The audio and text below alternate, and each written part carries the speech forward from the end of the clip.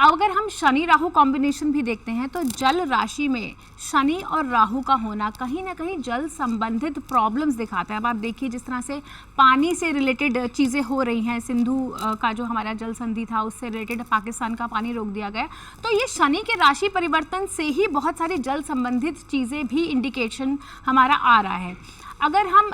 जहाँ तक वॉर की बात कर रहे हैं तो वॉर लाइक सिचुएशंस बनती हुई दिख रही हैं। अभी अगर यहाँ पर वॉर होता है, चाहे अभी होता है या 2027 में जो स्टार्स दिख रहे हैं, तो वहाँ पर पाकिस्तान के बालूचिस्तान में मुझे लगता है कि कुछ हिंसक विद्रोह होगा। पाकिस्तान के मल्टीपल टुकड़े होंगे, पाकिस्तान मल्टीपल एरियाज में स्प्लिट होगा। हो भी सकता है कि कुछ लोग माइग्रेट कर जाएं पाकिस्तान से। जो वहां पर उनके प्रधानमंत्री जी हैं, जितना मैंने उनके चेहरे की भाव भंगिमा का अध्ययन किया जब आपका यह निमंत्रण मिला न्यूज 18 का, तो मैंने देखा है कि पूर्ण रूप से सूर्य शनि का नकारात्मक प्रभाव उनकी कुंडली में, उनके मस्तक पर दिख रहा है। ऐसी अवस्था में आने वाले समय में ही देखिएगा कि यह उन्होंने जो पहलगाम में कुकृत्य किया है, अपने अहम में आकर के अपनी ताकत दिखाने के लिए या अपनी आतंकवादी जो गतिविधियों को फिर से एक बार जागृत किया है उन्होंने, इस कुकृत्य का जो उनको दंड मिलेगा वही पाकिस्तान की जनता, जहां वह वाहवाही लूटने के लिए बोल रहे हैं,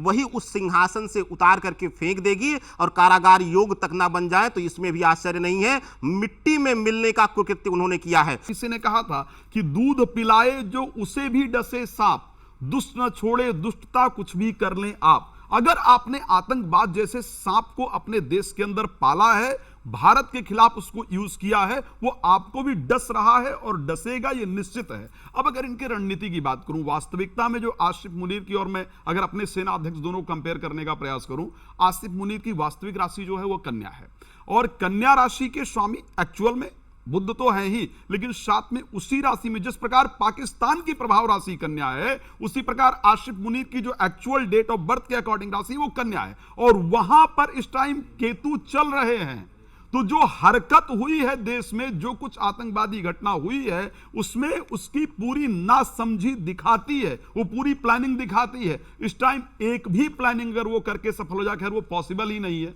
कि उनकी कोई प्लानिंग वो करें। अगर प्लानिंग करने वाले होते तो अपने देश को आगे लेकर के जाते, आज आटा के लिए नहीं तरस रहे होते। अब मैं अगर साथ में, क्योंकि मैं दोनों की बात कर रहा हूं, क्या मेरे भारत के जो सेना प्रमुख हैं उनकी परिस्थिति क्या कहती है, तो यस, भारत के सेना प्रमुख की जो कुंडली है उसमें मिथुन राशि है और मिथुन राशि के 10th हाउस के अंतर्गत इस टाइम राहु, बुध, शनि और शुक्र और साथ में एग्जॉल्टेड सूर्य आकर के 11th हाउस में गोचर कर रहे हैं, जहां पर यह कहा जाता है कि अगर सूर्य जैसा प्लैनेट एकादश भाव में आकर के गोचर करे तो उसके प्लानिंग का जवाब देना विश्व के किसी भी व्यक्ति के हाथ में नहीं होता है।